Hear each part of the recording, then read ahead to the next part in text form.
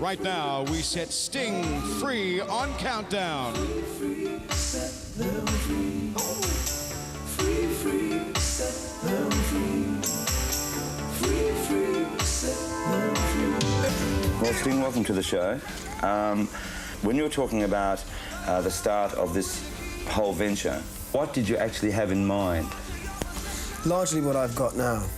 Musicians who are adept enough to play almost any style of music you ask them to, because that fits in with my vision of what music is. I see music as a totality as opposed to little sectarian bits, you know, like country music or rock and roll or blues or jazz. I see the whole thing and I want to play the whole thing.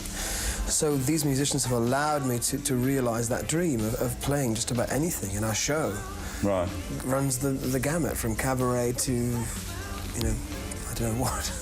Well, I mean, within this, in the program itself, so it virtually can't be a misquote. Right. You're worried with putting these musicians together that you wanted, that you may, in some circles, be looked at as a racist. I have been criticised by certain individuals saying things like I'd tainted the purity of black music. I think that's correct. My answer to that is that the South African government uses similar arguments to defend apartheid. In other words, what these people are saying is absolute bullshit, and I will not even discuss the matter with them. That's racism. I think music belongs to everyone, regardless of your colour. And you know, if we think of music forms as being pure and holy and not allowed to be touched, then they die. Right.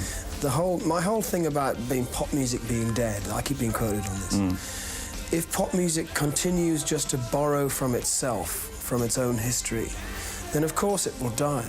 It's at its most lively and it's most effective when it's borrowing from other sources. When it borrows from folk music or classic or jazz or blues, that's when it becomes lively. As soon as you start making pop records that are just like pop records that were made 6 months ago or 6 years ago, it doesn't go anywhere, and that's my beef. Right. With a song like We Work the Black Seam, which is basically an English song dealing with English problems, the coal miners, the whole plight of what the coal miners gone through, was it hard for them to understand the lyrics? Did you have to explain to them what this big fight was in England? I was very clear that I didn't want musicians who just played their instruments, just played the right notes. I wanted them to address the issues I was writing about in their playing. And to a certain extent, I had to explain what these songs were about.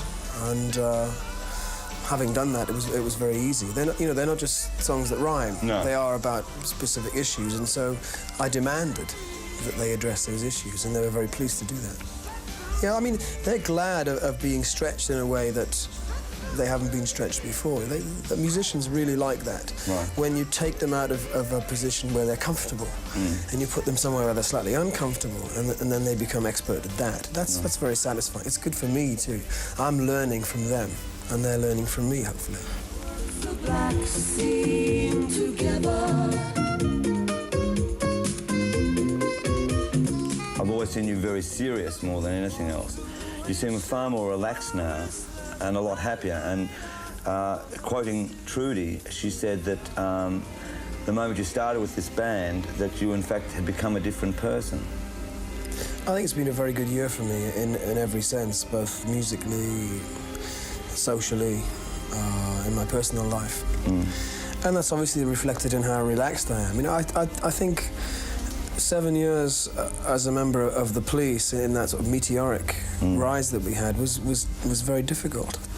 And I think we all became sort of casualties of that success and the pressure. God, the pressure. But it's a cliche, but it's a real one. You know, you do change. And I was just glad to have a breath of fresh air after all of that. All right, let's take a song like Russians, a beautiful song, and yet a very totally serious song. I mean, you have a habit of disguising your songs that can sound even your love songs can sound like, oh wow, a really happy love song, and then you really listen to the lyrics and it's quite almost the opposite way, you know? I like that idea. I like ambiguity in songs. The song that can be seductive and yet sinister at the same time. I think it adds to the richness of the song. It's not just one idea, it's two joined into one. Right, being English and me being Australian, there's always been that scare for a long, long time in my upbringing that the Russians were the evil ones, that they were a different mob, they almost could have been from a different planet that were threatening you. Did you ever have that thought when you were a child?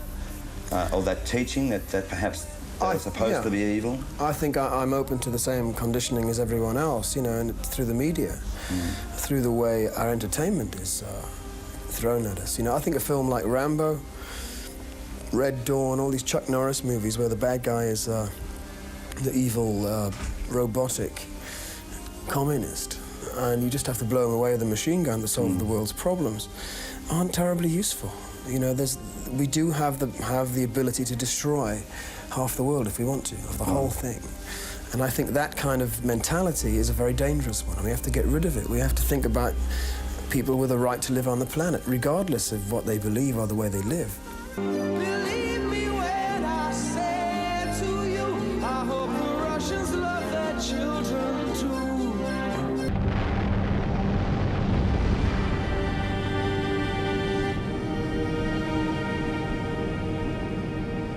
We're balanced on a knife edge. And until we get rid of all the nuclear weapons in the world and keep it that way, we're always going to be balanced on that.